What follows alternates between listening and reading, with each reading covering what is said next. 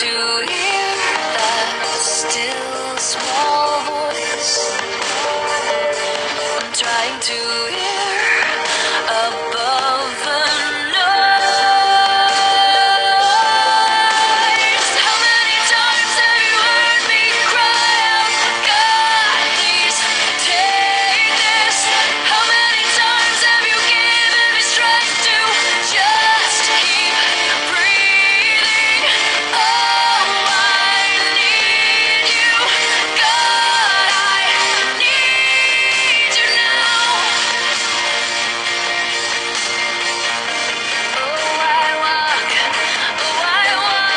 through the shadows, and I'm so afraid. Please stay right beside me. With every single step I take. How many times have you heard me cry out?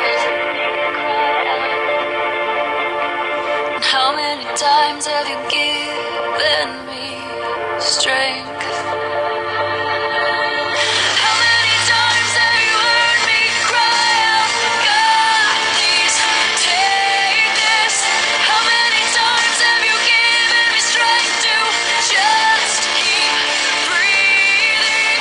Oh, I need you, God, I need you now. I need you now.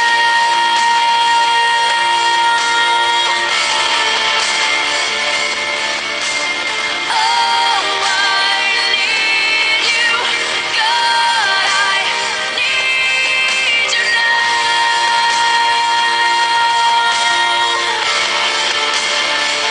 I need you now.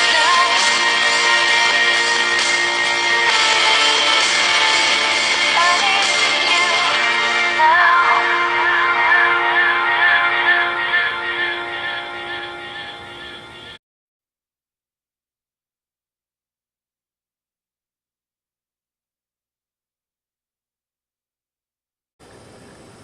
After Spencer died, it was one of the hardest things that I had to deal with was watching other mothers. Some of my best friends were pregnant at the same time I was, and that was probably the hardest thing. And it caused an anger and a bitterness to begin to grow inside of me. And the more I thought about it, the worse it became. I read all the books, I knew all the steps of grieving and everything, but they told me what I should feel, and what I was feeling was normal. But they didn't tell me I didn't have to accept the bitterness and the anger that I was holding on to. And I kept this bitterness for more than a year. And every time I saw a new mother with a baby, I'd turn my back and go the opposite direction. I would go out of my way not to see these babies because I didn't have mine. The hardest was a friend of mine who was pregnant at the same time as I was. We had been friends for a very long time. We did everything together. And now we were going to both have a baby at the same time. And it was hard after Spencer died to watch her raise her baby when I couldn't raise mine. And that bitterness kept growing and growing and growing until I couldn't control it any longer. I couldn't be around her. I didn't want to talk to her. Everything she said seemed to make it worse. Every time her name was brought up, it just got worse and worse until I totally went out of my way to not talk to her and not be around her. Until one night, God took that and worked on me. We were at a revival service, and it had been going really great. Wonderful services. I felt like God had given me everything I needed to be healed through all this time. And you could see miracle after miracle on everybody's faces and in everybody's lives. And I thought God was finished. It was the last night. It was almost over. They were fixing to shut down the service, and I was interpreting for several deaf individuals. And while I was standing there, in walks my friend, holding her baby.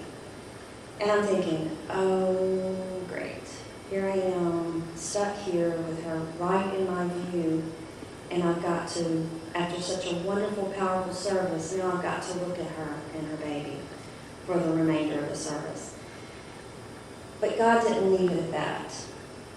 He started dealing with me and started talking to me and started stirring in my heart that I needed to go talk to her, that I needed to go and befriend her again. And I'm sitting here thinking, what am I supposed to say? What do I say to this person? I haven't talked to her in over a year now. I don't know what to do. No, I'm not going back there. That would be just too painful. Can't do that. But God kept going on and pushing, and the butterflies kept getting bigger and bigger, and I was like, I'm interpreting. I've got things I have to do. I don't need to go back there. I'll take care of that another time. But God didn't let it go. And finally, I had to walk all the way back to the back of the church. And there, as I got there, the whole time I'm thinking, what do I say? What am I going to do? What do I say to her? But as I walked right up to her, I never had to say a word. As soon as I did, she wrapped her arms around me and told me, I missed you. I missed our friendship. And as she did, all that hurt began to wash away. And our friendship began to form again. But right about that time, her little girl makes a noise. And I turn to look at her, and she smiles, and that's all I want to do. I haven't held another baby since mine had died. I do not want to look at another baby. That's good enough right there. But God didn't leave it at that. He starts saying, hold her, pick her up, hold on to her. And I'm saying, no, she doesn't know me. I've never talked to her. She's 1 year old. Why would she go to a perfect stranger? That would just devastate me if I held out my hands and she didn't come. I can't do that. I can't take that chance.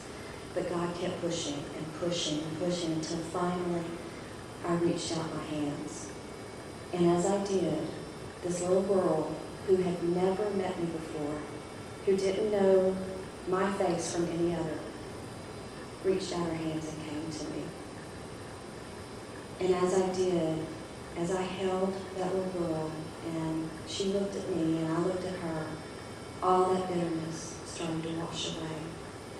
And I sat down on a chair and just held her, just feeling for the first time in over a year, free of bitterness, free of all that anger that just washed completely out of me. And as we were sitting there, she's sitting on my lap, and I have this little pin that I wore all the time with a picture of Spencer in it. And she looks at that pin, and her mom is like, no, don't touch it, don't touch it. But she didn't. All she did was, with one little finger, reach out and touch the picture. She didn't try to grab it. She didn't try to rip it off like 1-year-olds do. She touched that picture and smiled. Almost like, I know you. You're my buddy. And just as the tears flowed down, the rest of the bitterness began to wash away. That night, I believe, was a very important step that I had to do to get rid of the bitterness. I had to act on what God was asking me to do. And because I did that, He took my bitterness away. And not long after that, a few weeks later, I found out I was pregnant. And I believe that bitterness was keeping that miracle from coming. And 8 months later, 8 months because they were a month early, I had twins, boy-girl twins. Brennan and Chelsea were born on March 15, 1992.